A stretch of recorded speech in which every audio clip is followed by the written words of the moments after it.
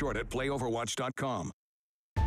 Team Liquid seems to be back on track here as we get ready for game number 3, and they are up 2-0 over beGenius. And while many of you may say, well, that should be normal, beGenius is a team that is in the bottom tier of the standings. The last couple weeks, they have been stellar in their gameplay, and there was actually a real thought that maybe beGenius can come out and upset Team Liquid. It's still possible, but so far, Team Liquid is hoping to say no to that. Yeah, there's actually two aspects to that even, because first of all, the only thing that beGenius needs to do to upset Team Liquid is take one map. Since we're currently talking about a situation in which Team Liquid needs to win with 3-0, and then Dignitas has to lose one map at least to Tricked Esports for Team Liquid to reclaim the second spot. But Team Liquid was so worried when I talked to them that some of them even said, well, with how we are playing right now and with how beGenius is playing, first of all, we need to make sure that we win the series at all. So that was a bit surprising there, but right now they are looking pretty good. It's a 2-0, one more map, and then they need to hope for Tricked Esports to make something happen against Dignitas so that they can reclaim the second spot. Well, let's get ready for our third map here. Let's figure out where we're going. beGenius and, of course, Team Liquid facing off. The battleground of choice is going to be a pretty solid one here. It's going to be Sky Temple, and Team Liquid elected to choose it here. They'll be able to move into there, and we'll see if they continue to ban out that Greymane.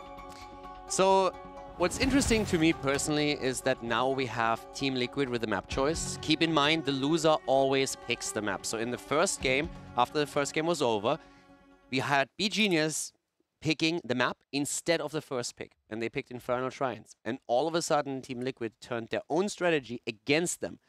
Now we have the opposite. Basically, beGenius saying, you know what? That didn't really work out for us. Yeah. Let's go back to the first pick and let's see what Team Liquid wants to play here. And it's all about Sky Temple at this point. All about Sky Temple, so we'll be moving here pretty soon. This is a battleground again. The Vikings can be a threat. The global pressure that is played so well with the top 3 teams. And we saw last time double Genji, as we saw Abathur and Genji on Sky Temple for Fnatic. So we'll see if that is going to be the choice here for either of our teams. As Genji is available for play this weekend. Should be pretty exciting to see if he gets pulled out once again. I would love to see beGenius play some Genji, to be honest.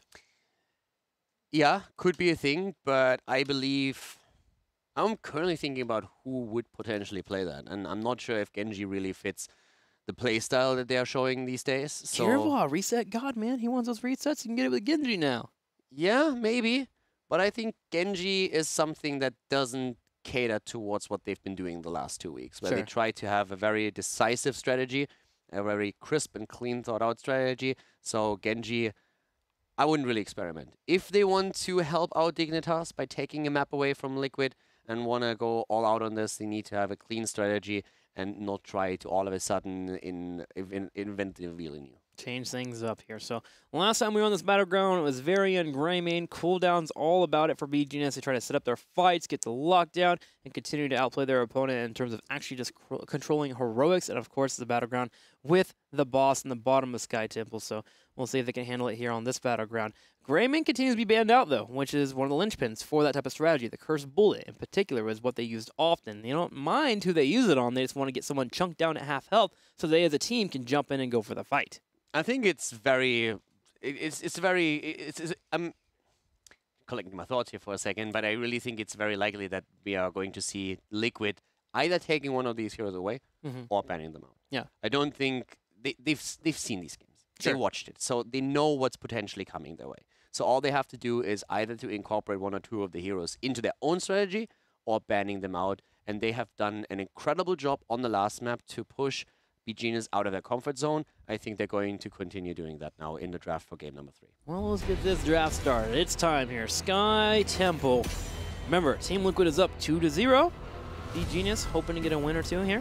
We'll see what Team Liquid will be grabbing, as beGenius will be taking the first pick. Now, normally you see the globals being banned out here, especially Dahaka against Team Liquid. You just do not give Dahaka to TL. Darkmog is a legend when it comes to landing tongues. Yeah, Darkmog is incredibly strong on the hero, and Team Liquid as a unit is very strong playing around this. First ban that we see is, on the other hand, the Zeratul, and that caters a bit to what we have seen in the last 2 games, where Zeratul had a very huge impact. So beGenius is currently respecting that to an extent where they say, this is not going to happen to us again. We struggle against it so much, we don't want you to have this playmaker tool in your arsenal. Question is, do they take Gul'dan here? Gul'dan being left up. is something that Team Liquid normally will move into if the opportunity does provide itself. beGenius decides to go ahead and grab Falstead here, so now we're going to see what Team Liquid gets. I would say right now, take the Greymane or the Varian, make something player along those two. You can still go into the Dehaka to have the global on the map. And that's exactly what they're doing. So the Greymane and the Dehaka, that already shuts down one of the strategies that beGenius has shown on the map. It gives you an amazing tool, which you can either jump the back line or attack the front. Dehaka is providing that global that they are known to play. So right now, both of the teams can rely on one global hero. Kiava is going to be most likely, again, on the Falstead. And of course, there's always a chance still for beGenius to play around that Varian, but they won't have that same snap kill combo that they had the last time when they were facing off against Trick Esports. Yeah, they'll be missing out on the U. They will have a really hard time getting those kills set up. Greymane is such a strong first pick. If you're at home wondering what you should pick up in Hero League, you have the chance. Greymane is wonderful. You get engaged, you get burned down, you have great poke with cocktail build, and you also have two heroics that are both very viable. If you want Curse Bullet, you can burn down tanks pretty well and poke from the side, get some finishers to come in, or if you need to become a finisher, go for the throat. Move in and get those kills and those squishy targets. Varian and Malfurion, counterpick. So, as kind of expected, Malfurion, or at least the Varian, are still being picked here. It's one of the tools that they love to use, especially on Sky Temple. So they are trying to make sure that they can lock a target down. Malfurion can follow it up with the roots. And once you do that, you are in a spot where any kind of direct damage that you have can capitalize on the lockdown target. You can make that a Li Ming if you want to go down that path, or just an auto attacker. Both is completely fine.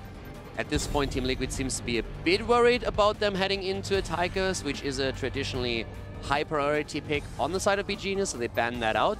They're not worried too much about the Falstead damage alone, but let's see what beGenius then later uses to complement the damage output they already have. Yeah, the Tigers is just a big comfort pick being taken away there from Team Liquid.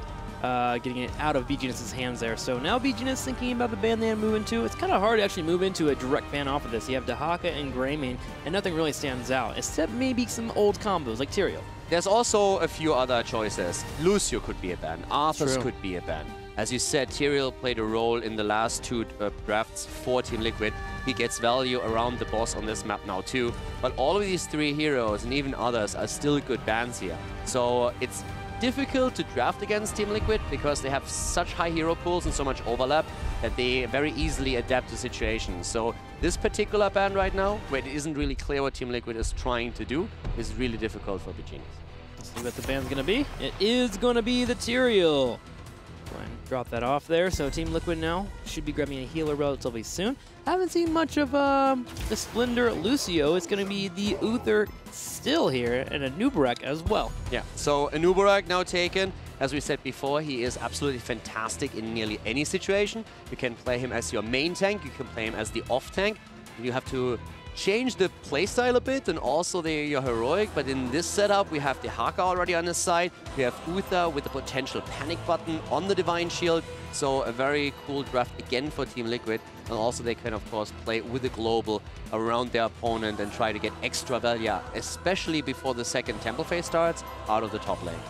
Alright, watch out for that now. Let's up to beGenius. They need something to follow up for the combo. I am worried that we're going to go straight into Curveball with Li Ming again, but hey, his Li Ming is pretty strong. Other possible subjects that could happen here. Vala could be very generalized, still good damage. Can't go wrong with that. Other than that too, we'll also have the Gul'dan floating around. Gul'dan, I guess, is still an option. I would say they are more likely to head into either Vala or Li Ming, since they've been playing those heroes a lot more in the past. Li Ming, of course, into the Anubarak is a little bit more tricky, but they stick with the Lunara and they get a Zarya now. So there's a lot of sustain on their end, and we have Hazorbs with the Vikings going for the TLV. Okay, so Falstead will be attempting to match those lanes there, but a Hazorbs Vikings are relatively difficult to kill off, especially when you look at what beGenius has. They naturally want to be together in 3 lanes if possible. They're Zarya, Lunara, and Malfurion in particular want to be near each other. They can help each other out as much as possible, which will make it a bit difficult to actually get kills on those Vikings, which means a slight experience lead should go into the favor of Team Liquid. Yeah, also keep in mind that this is such an important game for them. This is not a series where just because it is the end of the season, they're saying, okay, it doesn't really matter to us. This everything's on the line at this point, since they want to be number 2 in the standings. If they are number 2, then in the playoffs, they only have to play one single series.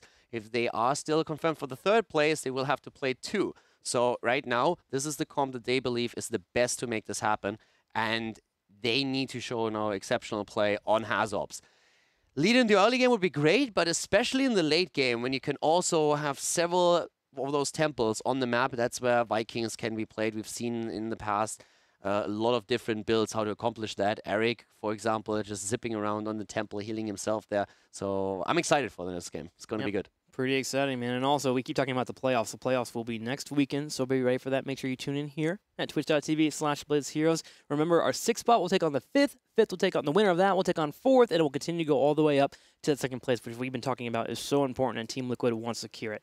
Let's do it. Let's go to game number 3 here. It's going to be Sky Temple Team Liquid facing off against beGenius. It might be the last game of the series, it might not be, but it's definitely the most important one if you are a Team Liquid fan. Can they make it happen? The 3-0. This is the question here. To the left side, it is Team Liquid with Hazobs on the Vikings, Darkmog on Greymane, Norok on Dehaka. We have Blumby on the Beetle, and Splendor on Uther. beGenius on the right side. Can they handle the pressure of Hazobs and his Vikings? Let's find out here. As we have Malfurion being played by Unstable. Tank for the win by, we'll be playing Varian. We're going to have Kirbal on Falstad, Erikine on Lenara, and Zarya will be played by Danatan. Now, as we're seeing both of these teams currently with Global on the map, a quick note. Globals on this map usually take the bottom spot at the beginning of the game. This game is shaken up a bit through the Vikings being present. But normally the idea is that you hold the bot lane with your Global. Once the first temple phase starts, where we have a temple in the mid and the top, you can go in and try to give your team an advantage in a fight, or you can stay at the bot lane if your counterpart does the same. And then later on, after the first temple phase, the Global usually shifts to the top lane, preparing for the 2nd temple phase that is at the bottom of the map to give you a bit more experience, soaking additional wave, and maybe even putting additional pressure towards your opponent's fort there. So that's normally what you're attempting to do with a Global hero on Sky Temple, which is one of the reasons why those heroes are preferable picks for this map in particular. And if you can, try to grab those mercenary camps, but hang on, Danatan in trouble. As Hazobs sniffs out Zarya, and she gets picked up instantly here in the 1st minute of the game. Bodied early on, completely surrounded and taken apart. Now we have currently Hazobs with Vikings at the bot lane against Lunara, and also up to the top, adding the pressure with a few more heroes onto the structures. And keep in mind, Sky Temple is a map where the objective attacks structures directly. So every single tower, every single wall you take out without the help of the objective before you go for the objective is a huge asset for you. Gives you the benefit here. Can Hazobs get away? No! Lost Viking as he gets picked off. Get wrecked, Velo. You're so savage. You have no sympathy. Poor Viking man gets killed and you just laugh at him. I like the Vikings. But they're dead, apparently. But they're expendable. They are expendable. Hey, I played the original video game, okay? Did you? No. Yeah. There you go. I saved them several times. I brought them back home, okay? I watched the speedrun. That was cool. That's pretty awesome. We have some fights here in the middle as Team Liquid will hit 4. My apologies. If you watched the speedrun, it's all good. I pretty much played it. Did it in 2 hours, man. No big deal. Splendor and crew do get a drag. Splendor comes in, brings up the stun, and Zarya is not having a very good day. No, she's not, and the problem is pretty transparent here. beGenius is in a spot in which they are currently losing experience on the bot lane. They lose out on a lot of the shots up to the top where we had Olaf in position, and they just lost the mid lane. So this is the power of the Vikings if played correctly. If everything comes together and you have a great opening, this is what happens. Eric the Swift also being used, and this is one of the main reasons why we are currently seeing the Vikings on the map, since with Eric alone you can later on hold temples. Vikings are one of those heroes that can take an opposing team and stretch them thin. And if you are not decisive, they will run away with a large advantage, and that's already here. 6-5 right now. beGenius needs to be on point with their shot calling and be near each other and make sure not to miss out on any ounce of experience. And keep in mind, with the objective attacking structures, the structural position on the map is important. And from an infrastructure point of view, Team Liquid is miles ahead. They've just taken down the top fort already, and the pressure at the bot lane might not have killed Arcane, but it definitely opens up a play for the towers and the gate here. Team Liquid is miles ahead, Caldor. Kilometers or more like it here. Remember, this is HGC Europe. My apologies, my apologies. That's okay, I'm here to correct you. We're going to have some more engagements down here on the bottom left. Varian turns around, and Blumby is just heading the charge up as they move in for the turrets. Yeah, apparently NA is rubbing off to me. Soon I'm going to pick bribery on Falset. Tomorrow you're going to walk in with a hamburger. I'm looking forward to that because I want half of it. Tank for the win, turns around, goes in for Blumby, and we're going to keep up it. Team Liquid is just really starting to run here, but Dahaka is actually dealing with Kiro on the top. Yeah, this is exactly the transition I talked about in the early stage of the game. The transition of the globals to the top lane. Trying to set them up for the next temple phase. And I also want to highlight one more thing. Keep in mind, whenever you open a gate against your opponent, try to drop the founder. Yes. It takes so much lane sustain away from your opponents, and it is really crucial. I watched a couple of amateur games lately where that was neglected, and it always gives you a huge edge, so try to make it work. And of course, getting kills is never bad either, and this kind might be happening here as we have the camp being invaded, but now beGenius shows up in strength, and that forces Team Liquid back. But it looked for a moment as if they could take down Malfurion. That didn't happen to be the case, but Team Liquid is not out of the woods just yet. Oh, that does hurt, though, if they don't get the kill. And Team Liquid does get away, which means beGenius brings 5 resources to one small location on the map, while the Vikings say, oh, yes, give me, give me. They rotate to mid lane, top lane, and bottom lane, and they push in and get more experience. Now, luckily, we have one of the Vikings getting picked off, which is some decent experience, but Team Liquid is moving towards level 9. When you said, give me, I'm like, what? Did they get a new talent? That sounded so good. That's a good talent. We should make that. Is he just making a point, or is that a talent name that I don't know in the Vikings? I'm like, I play those a lot. That can't be right. But yeah, so the position has been actually taken by Team beGenius down to the bot lane. But the Vikings, they get value on all of the lanes in the meantime. So Blumby is trying to at least get a few shots for his team by now invading the temple itself. Baylor killed in the mid lane, but up to the top, Eric's still pushing, and just look at experience alone. Liquid is so far ahead, hitting 10, about to hit 10. And that forces beGenius back already. And they're about to have 2 forts, I believe, with these shots. Yes, the shots on the bottom kill off the second fort, and Team Liquid moves in, and they bait a boss fight. Now, this is do or die for beGenius. They either win this team fight and win the game, or they lose this team fight and lose out on a boss and possibly start losing a key. Well, they have Falstad about to fly down, or is he in cooldown? He killed Eric to the top. No but Gust. Down here, this is actually looking pretty decent. Gust is not available, and Blumby also has Cocoon, so if need be, he could have Cocoon Falstad, I suppose. And Team Liquid makes an aggressive play on the bottom here, and they start pushing in. They have Cocoon out, they have locked down a target. We're going to have the follow-up Impale. Nurok goes in for the drag, does miss. Leaping Strike comes in for Eric, and he jumps in and gets some damage in, and they can start working on the boss. But Eric and Baylog continue to soak that middle and top lane. Yeah, Bambi at this point with Leaping Strike being a little bit more savage in these fights, of course, but so far we've still seen Vikings soaking. Now, there's a pretty common misconception that if you don't get ahead with the Vikings in the early game, you have not really done your job. And ideally, of course, you get value with the Vikings early on, but especially towards the later stages of the game, the Vikings are absolutely showing up on the map for several reasons. First of all, after 16, you get a stun on Olaf that allows you to participate in team fights and have a huge impact. You can use the play again on a Viking that is close to the team fight, then you move into the back line and you try to take a target apart with the use of the stun that you get on 16. And especially later on, you have also just so much value on the map since you can always split push these lanes and always join the team fight with play again. So Vikings in the late game are oftentimes way more difficult to deal with than in the early stages. That is correct. One of the best ways to actually deal with it is to get into the formula rotation and get a kill or two. If you can do that, the Vikings in terms of actual defense have a harder time than you would think unless you start getting chunked out. But beGenius has not been given the opportunity to even defend against his Vikings quite yet, as every time Team Liquid goes in, they get a kill, but they finally do lock down Darkmok. Taunt comes out. We have Leaping Strike popping here too. Darkmok goes around for the quick E here. Toughs the well too. Cocoon stun. And the Ragdoll gets thrown across the screen. All of a sudden here comes Malfurion. Falstad flying in. A Divine Shield on Greymane. A quick Mighty Gust attempt to isolate him, but that could not be followed up, and the Vikings are still getting value. First of all, down to the bot lane, one of the shrines, one of the temples is already taken. Then we have also Olaf pushing the lane up here to the bottom. It's in 1.5 level lead. Team Liquid is looking fantastic here with the early level 13 talent, as they now also claim the temple in the middle of the map. such a treat to see the Vikings being played by Hasselhoff, man. That micro on point, unstable micro, can't even be used here as Blumby moves in for the burrow charge, hits the Impale too. Tank for the win. Could go in for a taunt in 1 second here. He's looking for Dark Mog. Olaf gets picked up in the bottom, but it doesn't matter here as a big fight happens at the top right. Lunara burned away. Lunara down, Balog dies, but that doesn't matter. Zarya falls shortly after. It is a great trade again, and this is the end of Varian. Only Falset alive. He's the one that flew down to the bottom, but it looks more and more as if we are seeing Team Liquid go through the first keep of the game.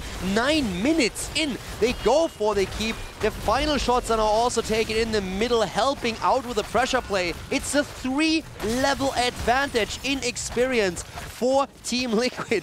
They let the keep live for now and move away, not willing to take a fight that could potentially be a disaster, going for the safe play. And I assume that one of the Vikings is going to sneak in eventually to take it down. At some point, Leaping Strike being used on Eric at the top, but he is too swift for Lunara and 3 members as beGenius cannot chase him down. Watch for that key to be picked up in the middle. But at this point, Team Liquid, not really worth the ability to get suicided there, right? Like if you push in and grab that keep, sure you may get it, but a Faucet fly in into maybe a Mighty Gust pushes your team in, and that puts beGenius in a spot to make a comeback. I love the patience there, and allow, you know what, we'll have Hasso upside that at some other point when it's open. Yeah, you can always argue that it would have been a bit, that they should have stayed, but then again, the game is going really well for them. They're close to 16, so this should not really matter too much. They can take it at any point in time. Now down to the bot lane though, we have beGenius massing up to the top. Falstad is actually getting chased by the Haka here, and Eric is helping out a bit. Keep the level 16 talent in mind. Now Eric is able, Olaf is able to stun targets out. If they go in with a play again, the fight is happening down to the bottom. Silence already being used. Arcane is once again using Leaping Strike to get out of there. Skiaba's flying in from the back, still has a gust available. Arcane gets away. We have Darkmark going in for the engage. We have a new back burrow charging in, but Tank for the win on the back left is taking damage here. We're going to have Lunara getting sniped there as Hasuavs runs in there. The little pellet delivering the final blow. Am I missing something, or why did he never use Gust? Was that really not enough mana to use the Gust? That can't be the case. Maybe he wants to hold on to it, man. I mean, don't get me wrong, I like Gust as much as the next guy, but I think using it helps a lot. It does help a lot, because now suddenly Team Liquid pushes in, and there are no longer 2 keeps on the side of beGenius. They only have 1 keep standing here and a core. beGenius moving in, hammering Hasselhoff, but he should be able to huff away. I mean, I really would have to look at the situation again, but I feel as Falstad flies in, he could have helped them a lot to survive that fight. And the problem is that them dying and losing both of those keeps is a disaster. Again, another gank against Lunara. She's down. Cocoon is on the ground. They go for Malfurion. Unstable is barely saving himself with the Ice Block. Gust is finally being used, but Malf is still falling. And now Danatan is surrounded. Falstad is also in trouble as Bloomy starts to jump him. This is looking like it could be game. Liquid with 14 kills against 2 gets another triple kill, makes it a quad, and goes for the Penta. This is a massacre, Caldor. Tank for the win, attempting to survive for a little bit longer. But 6 seconds until Lunara spawns, and the core will start to take damage here as everyone from Team Liquid moves forward and starts to attack, getting it low on health. Temple is also taken at the bot, attacking the keep at the top lane. All of it is falling apart for beGenius. Team Liquid taking their core. This is going to be a 3-0. Great performance here. beGenius still trying to defend, but it's not enough. The core falls 20%, and Team Liquid walks away with a victory. They take the 3-0 and keep their hopes and dreams alive to end up as the number 2 in the rankings. Team Liquid back on track here, earning a victory here, moving up their win rate to 11 here instead of the 10.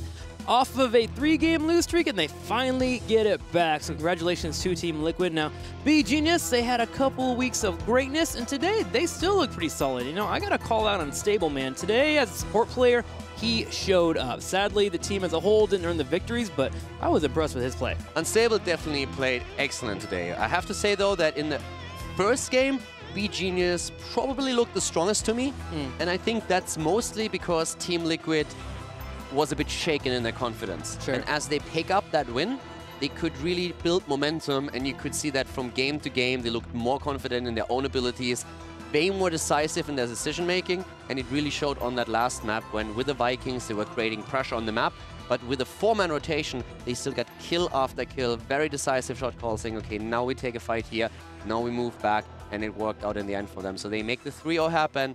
And now they have to rely on Tricked Esports to help them out a bit in the match tomorrow against Dignitas. That's right. Team Liquid has done their part. They earned a 3-0 victory today, so tomorrow's match, Dignitas and Tricked Esports, becomes even more important for them. And you know they'll be at home watching, making sure that hopefully Tricked Esports, Alex the Pro G, and the boys can get a victory on Dignitas. I heard that you can bribe Alex with pizza. Oh, can you? That's, I think that's actually a thing. Pizza seems to be a reoccurring theme here. I don't know what it is. We had baguettes earlier, but baguettes you can throw sauce on and they become pizzas, so pizza is really the food of HGCU. Don't tell it to a French person. Okay, I won't tell it. I won't tell anybody. Yeah. It's not like they're listening right now. No big deal, whatever. Yeah, they are. So we'll be getting ready for our next interview in a second. We'll go ahead and figure out what exactly Team Liquid wants to say. I just want to ask him, when they do hop on, how does it feel? Do you feel like you're back on the right track? Is this still something that's a little bit worried about? And is the midseason brawl still something major that they want to focus on? Or is it all about just focusing on the playoffs? From a fellow German, I would say they are basically going to be, this is going to be a first step, but we're not quite there yet. They have been very vocal to me about how they feel they are in a slump, how they had the same situation happening last year, and how they personally think, okay, we need to get out of this, and if we're able to do that, we will come out of it stronger than before, because that's what happened the last time they had a bit of a low point. So if they can make it happen before the playoffs, that's going to be very rough for all the teams that face them. But, of course, at this point, we are looking towards a very cool playoff season. This is going to be great. Gotta agree with you. And we actually have Nurok on the phone here. Nurok, thank you for joining us. First off, let's get out of the way, dude. How does it feel to be back on the winning track? It feels releasing. Good. Like we put off our pressure from our shoulders now. We actually can still win games, and we are happy about it.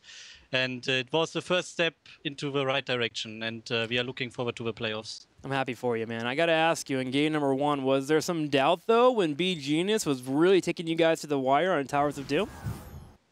Yes, quite a bit. We misplayed the team fights, and I also, in my opinion, I took the wrong ultimate on Genji.